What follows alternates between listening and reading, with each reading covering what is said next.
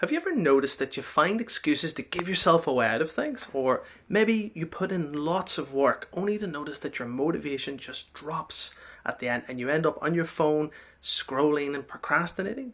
Would you hear yourself thinking, it's going to work out if I don't go ahead with this, I'll just leave it for now? Maybe you look at opportunities with hesitation rather than excitement and you avoid the spotlight because you're afraid of being visible. Heads up, you could be self-sabotaging. Hi, my name's Edmund. I'm the founder of Mind Reset Hypnosis, and in this short video I'm going to help you with some practical tips on how to deal with self-sabotage.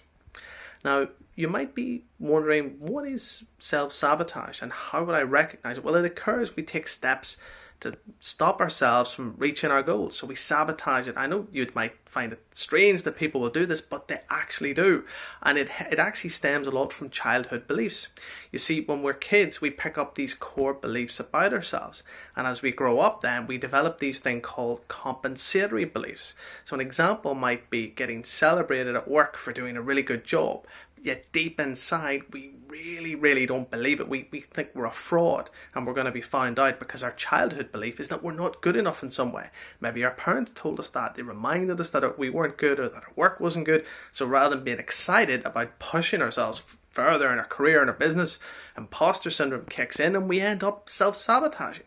Now, this could involve avoiding certain types of jobs, not going for promotion, or not even completing a project, getting to the end and just kicking it down the line and not really doing anything with it. Now, usually there's a few common areas that are behind people's reasons, such as fear of success, fear of failure, a lack of self-worth, and believing that no matter what we do, failure is going to happen. So why bother? It's just easier to give yourself a way out. And if you've been nodding and saying, yep, that's me, I do give myself a way out because it just feels easier. Well, what can I do about it? Number one, download the worksheet.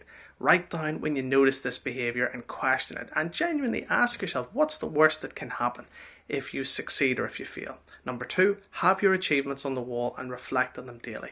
3, listen to self-hypnosis so that you can reinforce the positive behavior, and that will help you to change how you think about things.